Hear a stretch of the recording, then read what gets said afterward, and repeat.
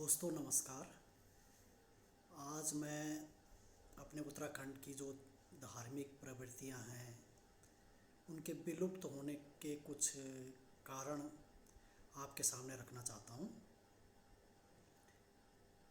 क्योंकि जो हम बचपन से देखते आ रहे थे अपने देवी देवताओं की पूजा किस प्रकार से होती है, कैसे बड़े बड़े मेले लगते थे और सारी जितनी भी गांव के जो लोग थे सब इकट्ठे होते थे और बड़े धूमधाम से कोई भी त्यौहार मनाया जाता था। लेकिन आज धीरे धीरे ये प्रथा समाप्त होती जा रही है। इसका कई कारण है जो कि मैंने आपको पहले भी एक वीडियो में गिनवाया कि भाई किस प्रकार से हमने छुआछूत को आगे बढ़ाया, किस प्रकार से अपनी जो हमारी ढोल विद्या है, जो प्रथा है जागरण करने की, उसको धीरे धीरे समाप्त कर दिया और एक इसको व्यवसायीकरण कुछ लोगों ने पूजा का कर दिया। तो आज मैं इसी के ऊपर कुछ उदाहरण देना चाह रहा हूँ कि एक बार मैं कहीं गया था, किसी गांव में मुझे बुलाया गया था, किसी पूजा में बुलाया गया था। तो वहाँ गया मैं, तो वहाँ बहुत ही धूमधाम से पूजा हो रही थी और मैं भी शामिल हुआ।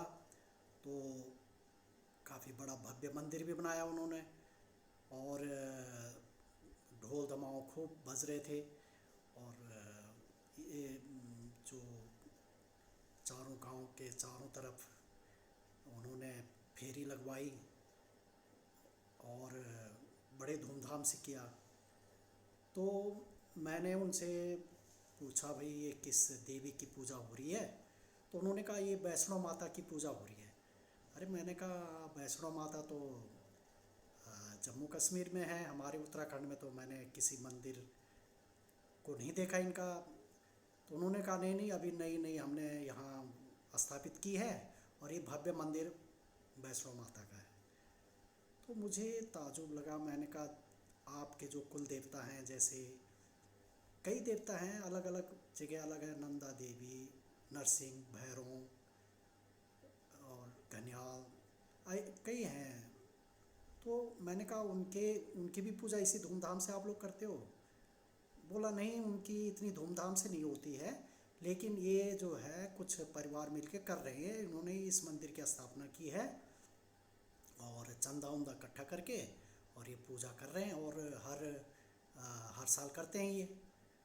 तो मैंने कहा फिर इनके कुल देवती जो है, कुल देवी और कुल देवता जो मंदिर हुआ करते थे खेतों में, जंगलों में, क्या उनमें भी आप लोग जाते हो? बोला नहीं नहीं, वहाँ तो रास्ते भी बंद हो चुके हैं और कोई पूछता भी नहीं है, वहाँ कांटे जम गए हैं। पहले जाते थे लोग, अब धीरे धीरे वो प्रथा बंद हो गई। तो मैंने कहा ये नई देवी आ गई यहाँ? बोला हाँ। तो दुख हुआ मेरे को। रास्ते में मेरे को कई इस तरह के मंदिर दिखे उनके गांव के कुल देवी देवताओं के, पर उनमें दिया रखा हुआ था और एक त्रिशूल रखा हुआ था। मूर्तियाँ नहीं होती थी, एक पत्थर रखा हुआ था, लेकिन वहाँ कांटे जमे हुए थे और जाले लगे हुए थे, कोई उनकी सफाई भी नहीं करता। तो बहुत दुख हुआ। तो फिर मैंने जो बाजा बजा रहे थे, जो ढोल दमाऊ बजा रहे थे, उनसे पूछा भाई आप किस देवी की पूजा के लिए आए हो?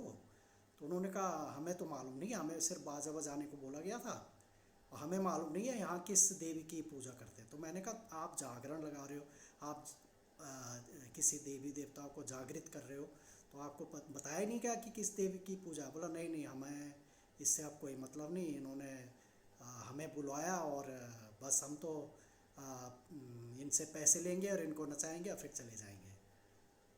तो बहुत दुख हुआ इस चीज़ को जानकर। तो ये हो गया कि हमारी जो उत्तराखंड के देवी देवता थे, इनकी पूजा करने के लिए लोग नहीं आ रहे हैं, लेकिन साईं बाबा, वैष्णो माता, जो हमारे इधर की कोई पूजा पद्धति में उनको शामिल नहीं किया गया है, उनका व्यवसायीकरण करके पता चला कि उन्होंने उस पूजा के लिए करीब 50,000 चंदा इकट्ठा करा था। और गांव में आपको पता ही है कितना खर्चा होना, ज़्यादा से ज़्यादा 15-20 हज़ार खर्च हुए खाने पीने में और बस पूजा पाठ करने में। और उसके बाद आप समझ गए सब चीज़।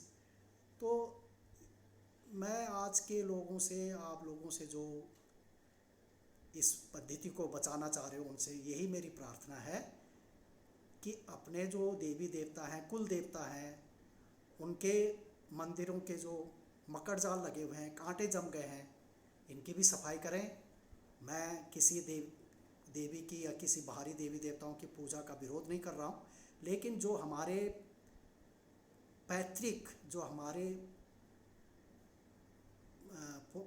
मंदिर हैं, छोटे छोटे मंदिर हैं, इनका भी जीर्णोद्धार किया जाए और वही पूजा पद्धति अपनाई जाए जो वर्षों पहले अपनाई जाती थी और धूमधाम से जिस प्रकार से हम लोग मनाते थे, उसी प्रकार से दोबारा इन मंदिरों का भी जीर्णोद्धार किया जाए। धन्यवाद, नमस्कार।